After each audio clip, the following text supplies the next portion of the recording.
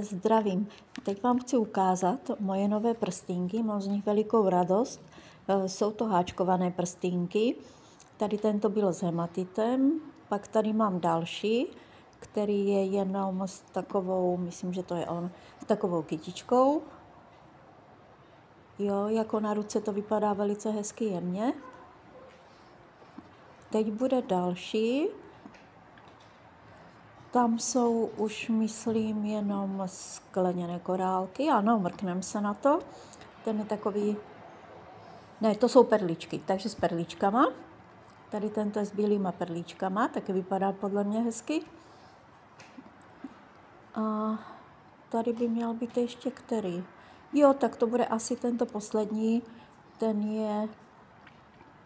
Ten bude se skleněnýma korálkama, takový do zlatova. Tak doufám, že se vám líbily, jo? A budu dělat další.